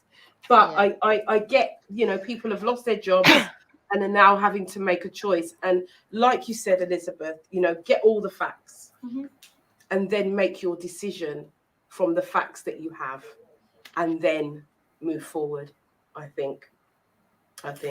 So for those of you who just joined in, we are here with Elizabeth Olojimi. You're doing good. We are talking about the mindset and how important, excuse me, how important it is to have a renewed mindset, regularly renewed, and to check that mindset. Are we thinking of the old? Are we still, saying, oh, this is just how I am? And actually, you mentioned something a bit earlier, actually. And you said when people say that, well, this is just how I am. So you have a choice. You either like it really or lump it. And I just thought to myself, oh, that could be very, very juicy in terms of, because I've heard many people say that. Many single people say that. And I wonder if that is the real reason why they may be single. It could be. It could be. Because we know that change is something that we all need to do. Life is ever evolving. And so we need to be looking at, how we can change and how we can build on that change to create the relationships that we actually want. So we are talking relationships and we are talking about adults and we are talking about, this show is for predominantly those who are a little bit mature. I was going to say another word there, but mature. That's the right Don't word. say old. And so we're now looking at, because there's lots of barriers, there's lots of things that would stop a person from getting into a relationship. Oh, yes. Things like we say to ourselves, I'm too old, or I put on, especially over the lockdown, we can bring that up. I put on so much weight. Who's going to want me? Yeah, who's going to want me? There are no men. Men don't like me. Women are hard work. Women just want your money. All of these things are actually things that will hinder you from progressing. And even if you're married, you know, if you're constantly saying my wife is miserable or my husband, all him do is sleep, you know, you're gonna have these issues. It's gonna cause issues in your marriage. So for me, I'm wondering, what can we do to help those singletons, especially now, because more and more people, as you were saying earlier, are like ready. Like, we've been in lockdown for 18 months, not allowed to be in no one's house. Can't even have a little something on the side. Can't have nothing. The well is dry, right? Because we have to talk the truth on this show. The well dry. So now it's like, I can go out and I see all these men or I see all these women. But now I've been out of practice for 18 months. I don't know how to talk. I don't know how to approach. I don't know. You know, she looks a bit stush. Because I know that's how some men like to say things about women. She looks a bit stush. You know, it's some men, not all men.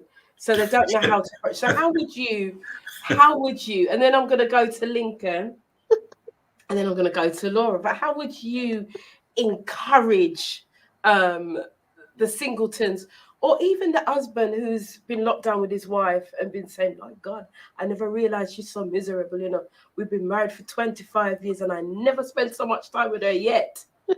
But she's miserable. How do you then speak to that person? I'm just being honest here. Why are you coming to me then?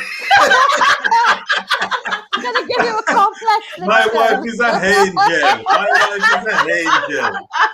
He loves his wife. He loves it. No, we're gonna go. I'm gonna ask Elizabeth first. Okay, We're gonna go round. We're doing the rounds. Don't worry. Right, okay, I'm not gonna put you in it, Lincoln. Okay. Get you in no trouble tonight. No, I'm not doing that. But what would you say? You know, how can we? You know, because it's been tough. It's been tough for everybody. What would you say to those people?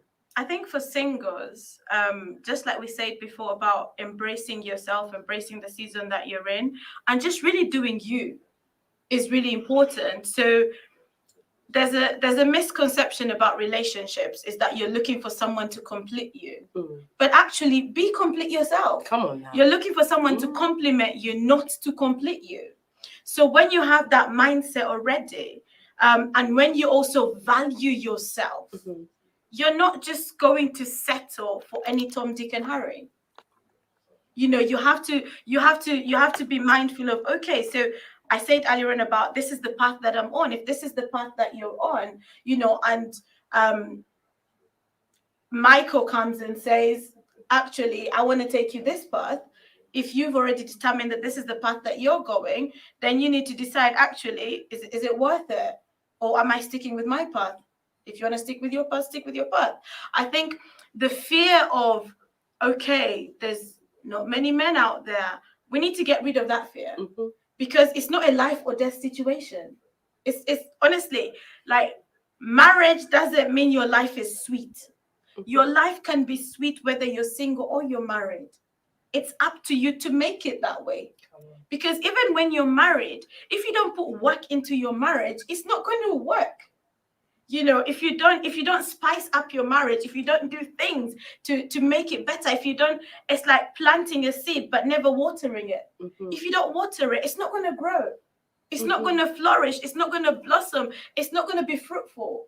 But you have to put in the right ingredients. So for the singles, be the best version of yourself. Be the best version of yourself. Believe in yourself. Realize that, you know what, if this person out there cannot value me, then I don't want it.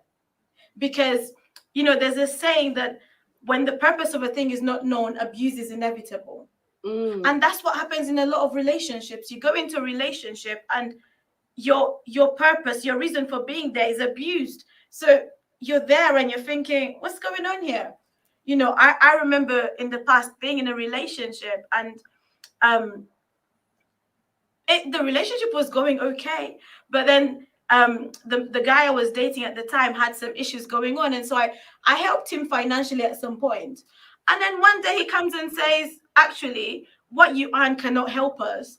And I was like, wait a minute, I just helped you to pay your rent. So what are you telling me that it can't help us? Because it just helped you. Mhm. Otherwise, you'd be out of a house. Mhm. You know, and that made me realize this relationship ain't right for you. Mhm. It was 2 Okay. years into it, and I walked out. I Mm. said, no, you don't value me. And actually, looking at it now, I don't think that you can accommodate where I'm going. Your ego is too big. Mm. And yet I know that I'm going places.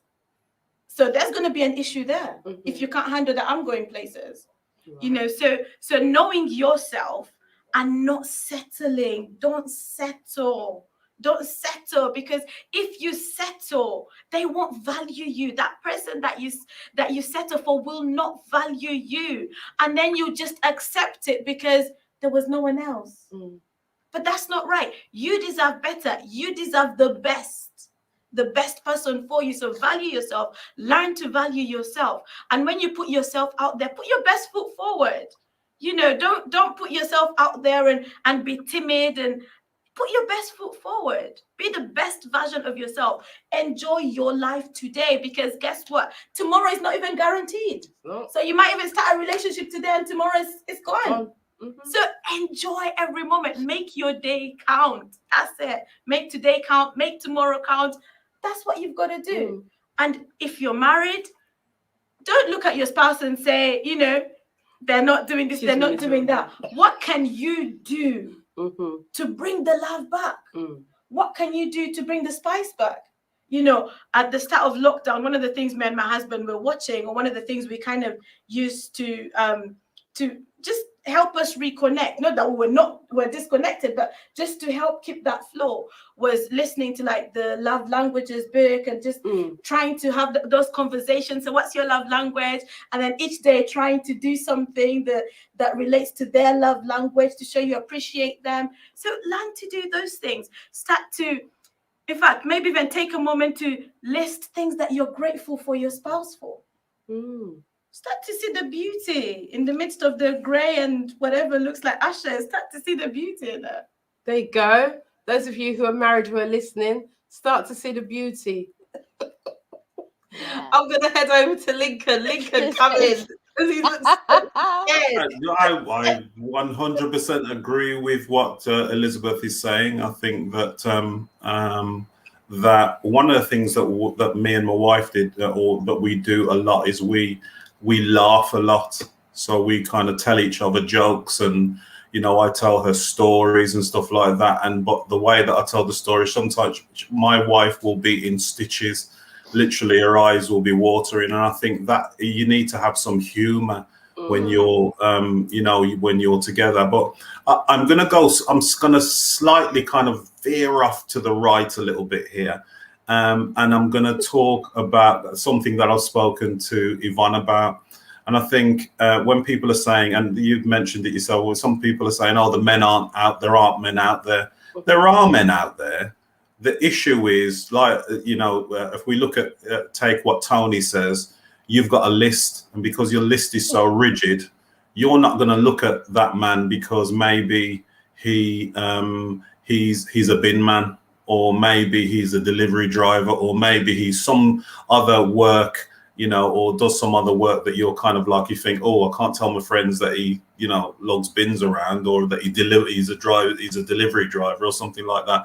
And I think that you need to be considering, you know, the bus drivers. That I'm not saying that these are not, they're menial jobs. I'm saying that the jobs that you're kind of like crossing off, just like the triangle that you did, and you're saying, oh, I don't want a man because he's not going to earn this. I don't want a man who's not going to wear, you know, Nike. He's only wearing Adidas. I'm not going to use it. And you're kind of cutting down the range of people that you can, you know, that you can relate to. And I think the other issue for me, and we've talked about this, me and Yvonne have talked about this, and I've said that you can't get advice about men from women. Yeah.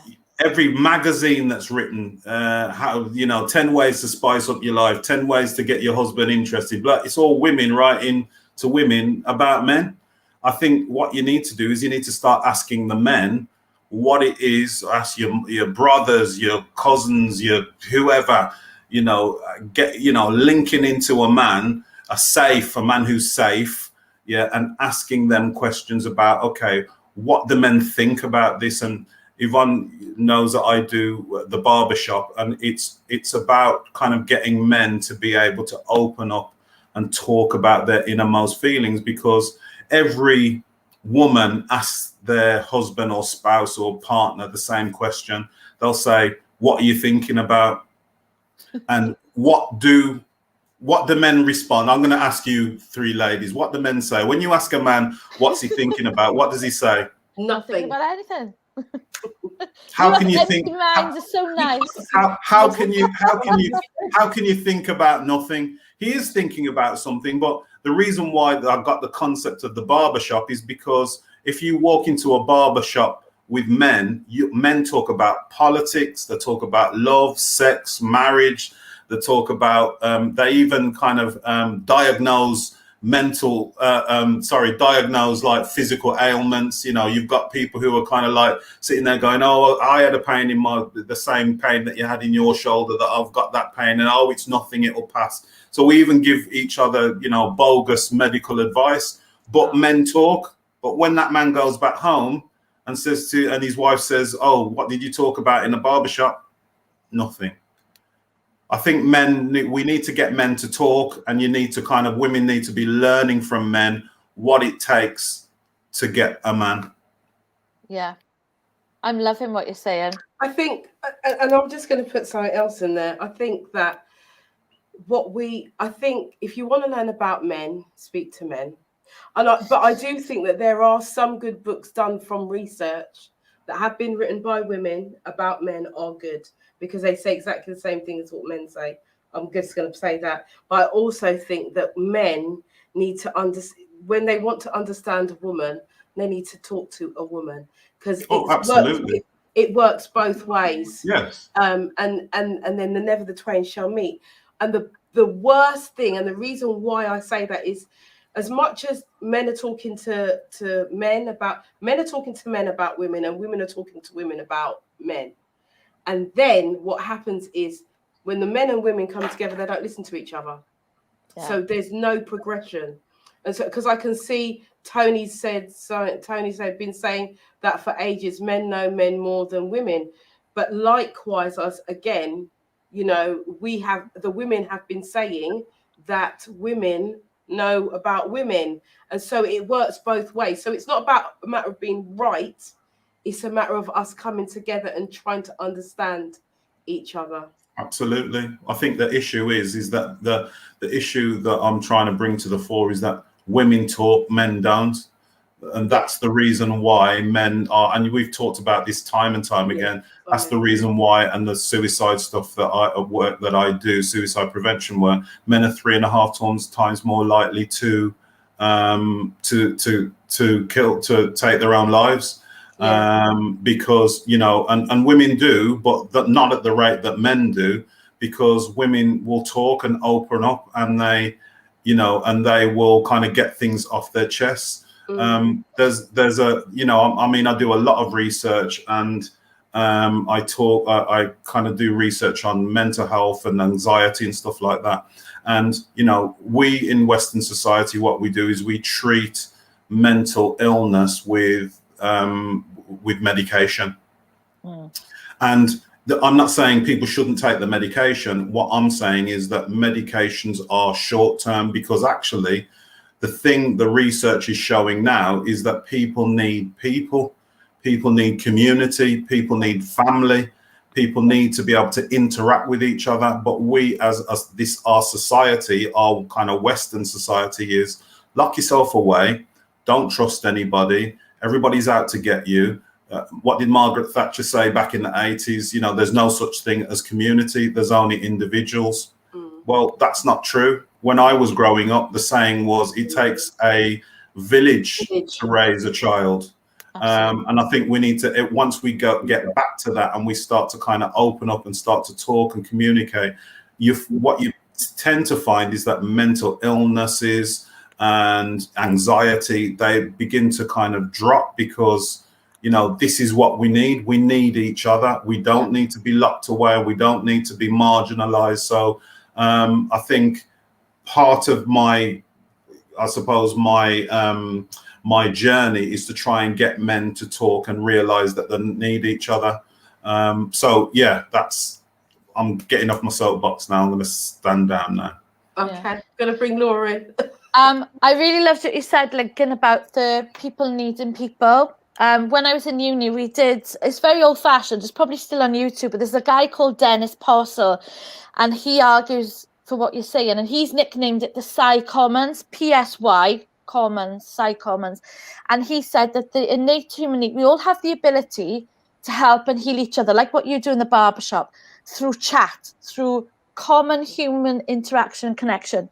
Yes, we still need the medication, but in our Western society, we go to the GP and that's that. The medication's given.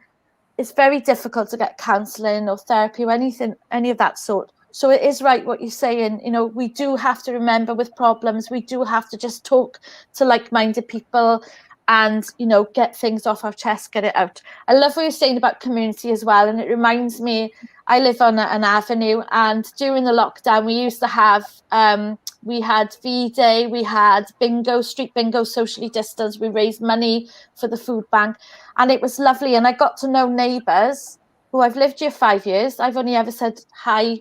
I never knew who their names, anything. So that was nice. And I'm going to pick on Tony Cox. Tony Cox. Yes, I actually love Tony Cox. But you don't like women who like dogs or who like to kiss. What's wrong with that? So you doing the triangle and the bonnets. I'm going to ask Tony about that. I want him to come to the retreat. We're going to have a drink with Tony at the bar. We're going to debate the list. Bonnets. We're going to debate dogs. And God forbid, I've got 6 newborn puppies down there, 2 pugs and a cat. What do you think of that, Tony Cox? But yeah, it's just a bit of banter now with Tony. But you know, we all have these little things, don't we, Yvonne? We do. But what Lincoln was saying as well about the bin men, and that's true. But did a lot of women know bin men earn quite a bit of money? I think they earn more money than the minimum wage and the average things. And you know, they can always have a shower. There's no problem with that, is there? That's right. Hashtag love have a shower. Hashtag like, make sure have a shower. Hashtag have a shower. Love. There you go. No. Oh my days. But this is what, you know, women have these thoughts, isn't it? They'll be like, dogs plural is a red flag. Oh. Well, I had one, and then my friend passed away, so I took hers in, and then they mated, and then we got extra ones, which you're going to sell for lots of money, and it'd be nice then. Bit of cash in the bank. Michelle says, get you fascinated with what Tony's pulled. Oh, God, love it. No, I'm not part of this. I'm not part of this. Listen, we're nearly at the end of the show. This seems to happen every week. Side-eye emoji. Oh, dear. Tony should have a dog into his life. He'll have a hashtag Lush Life. Dogs are very loving. Yeah, hashtag Lush Life. So those of you who can put on the comment thread, hashtag Lush Life. Hashtag get a dog. Buy one from Laura. I tell you what, for the last few weeks, at the end of the show, it's just been laughter and laughter upon laughter, and it's just like, and off topic as well. Sorry, come on, guys, just keep to the topic. I tried. I was trying. I tried to pull it back, but there you go. Yeah, but listen, we are nearly at the end of the show, and what I want to do is just quickly, for a minute, I'm just going to ask Lincoln and Laura, what are your takeaways from tonight's show? Then I'm going to come back in and then I'll close off the show. So what were your takeaways from tonight's show? You've got half a minute, 30 seconds. Laura, you want to go first? Laura? Okay. I like the find like-minded people. So raise your vibration, be positive, be around like-minded people to keep things happy. And I did love what you were saying in the beginning about the children, and I got so much to say about that. There's not time, but I do agree with everything you said. That schools are a safe place, and abuse and everything. It did go up in lockdown, and children do need school and everything. So I'm going to hand over to Lincoln now because my minute's probably up. Sorry. My takeaway is kind of what I kind of understood before, but Elizabeth was saying that we do kind of withdraw into ourselves, and that we do need people and family around us. And it just linked into the research that I'd already done. There's a great book that I'm reading at the moment, and I would suggest that people read it. And it's called Lost Connections by Johann, and it talks about how people treat mental illnesses and how we treat mental illnesses in Western societies. So on top of a lot of the research that I've done, this book is very, very good. And I would suggest that people go out and buy a copy of it. It's excellent. Put the name of the book on the comment thread so people can always go back. So I want to write that down as well. Okay. And so I'm going to hand over. I'm going to just speak to Elizabeth now, but not without this message being read out. Well done, baby, for giving us so much wisdom on relationships and how to handle the young people. Now that's a good man there, isn't it? That's a nice, loving man. Absolutely. And thank you so much.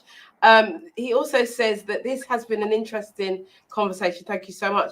So, and I can see the comments coming through all evening, and this is what the show's about. This is about support. So when you like somebody, when you love somebody, when you're interested in somebody, it's very, very important to show support. Now, I'm just going to say this because I know you're going to come in and say something on this.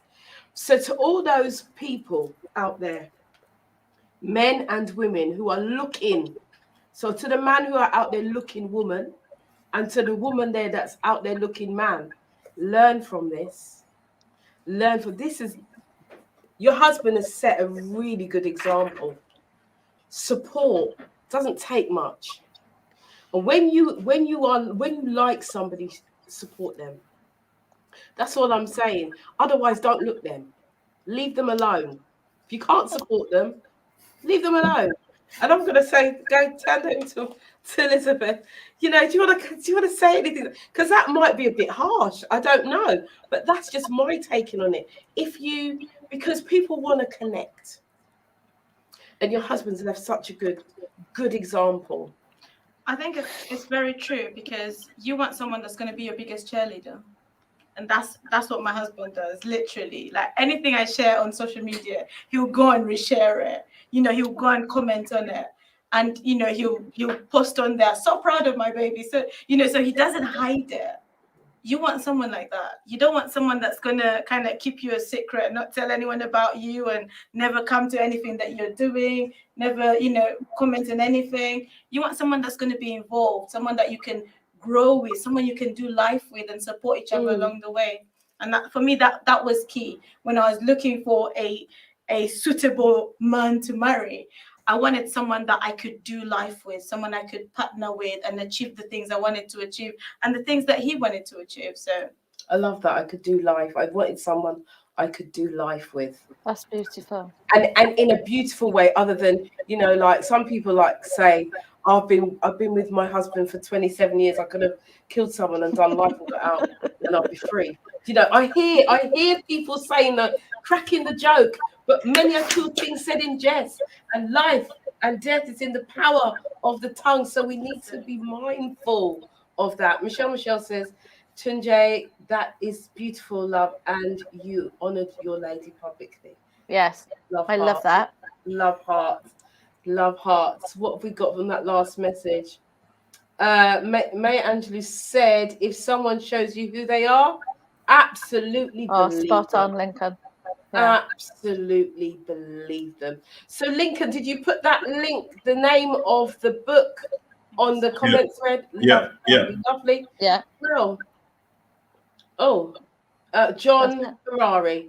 Is that Yeah. right? Johann Hari. It's Johann Hari. Hari. Okay, that's because it's really small on the screen and it's Okay. not on the other side, so I couldn't really see it. So, Okay. okay, so guys, we have come to the end of tonight's show. I want to thank you, Elizabeth, for coming on the show. It's been lovely to have you, and also just learning about, you what you do and how you interact with young people and how you interact in terms of your marriage. And to see that even though your hubby's not here, he's on the end and he's there supporting. It kind of reminds me of Michelle and Herbie. We have a couple who sit together on the panel and they talk about relationships from their perspective. They've been married for I think it's about 37 years, but they're young. They're young, they're vibrant, they're kind of cool, and they sit down together and we pose questions, and they give their opinion from the married perspective. So, and then we have yourself, and we've got Lincoln as well as another married person, and then you've got myself and Laura as the singletons holding up the Single as a Pringle. But it's okay to be single, and it's okay to not rush into something and not, like Elizabeth was saying, don't settle. It's okay to have the journey and have fun being single, and then the right person will come and you'll be at the best you can possibly be to attract the best person. And yeah, your self-esteem will be high and you'll attract the right person. Somebody like Elizabeth's hubby, and I'm sure she treats him just as nice as well. Is that two-way thing, isn't it? It gives us all hope, I think. It does. It's lovely to see. Yeah. It's lovely to see, and it would be remiss of us not to pick that up. That I saw that, and I love that. So we have to highlight that. So we are at the end of the show. Next week we have Daniel's back. Actually, he's back in the studio. Daniel Dwoski. I don't know if I've pronounced that correctly, but I'm hoping that it was right. But Daniel, guys, we know Daniel. Daniel's been on the show. He's been in the panel, and he talks about letting go. And Daniel is going to be talking about, he's bringing this gadget. It's an instrument from to the retreat, and it can diagnose if there's something. It talks about letting go, and sometimes the pain of what you've gone through can affect you in pain points in your body and stuff. He has this new thing that he's doing, and it can tell you if there's something wrong that's coming, like if it's got something wrong with your bowel or something. It picks it up from your energy. It reads energy from you. Is it psychosomatic? It picks up things that are psychosomatic. If I said yes, I would be like pretending that I know. Sorry. It sounds like psychosomatic. I don't. We did have a conversation about it, and the notes that I took are not with me. And so I have a normal brain, and it holds things and it deletes things. And the things that's one of the things it's deleted because I don't need that information. Now, right. But I'll need it next week. So there you go. Okay. So moving on with that. As you know, this show is live. So if you got, let's say you've got a lot of stress, so you got stress, worry, and it can come out as pain within your body. So and it picks it up. It picks up from your energy fields, where it's coming from, and it also picks up. So it may not even be there, but if you don't sort that out, it will come. So it's like you've got the preempt. So it's something that, if you were to have it, to use it, it could save your life, basically. Okay, good. So Daniel will be coming in. We may also, because I've got so many red letters, we have a red letter Tuesday.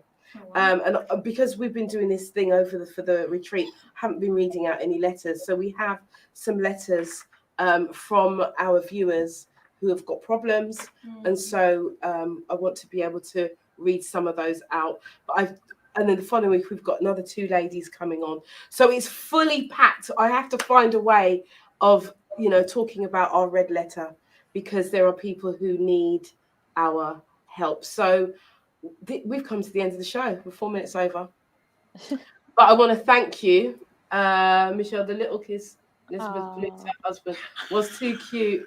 Oh, you give me up my feelings. You need to have brothers. That is Just have brothers for everybody. Oh dear. Make you feel to know that. Do you know what? It's just something that we do. Oh, I love it. It's beautiful. It's just what we do and who we So are. lush. Oh, it's so lush. See that? This is how you build a relationship. That's why we do what we do. Yeah. That's what we do. What we do. You Your got husband brothers, got Elizabeth? LOL. Listen, we're at the end of the show. We've got to go. We'll be back here between the hours of 9 and 11 next Tuesday. Do join us. Do tell your friends about the show.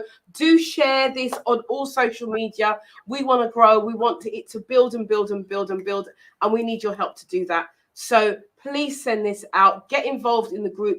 If you're not in the After Dark group on Facebook, get involved in the group. There's lots of conversation about different subjects going on in the group. So get involved. But for now, from me and from Elizabeth, we're saying goodnight. Thank you for being here. Facebook, YouTube, and MediaNet Live TV. Ciao. Thank you so much. Ciao. Ciao for now. You ready? You got me running, got me running. Shake it, shake it, shake it.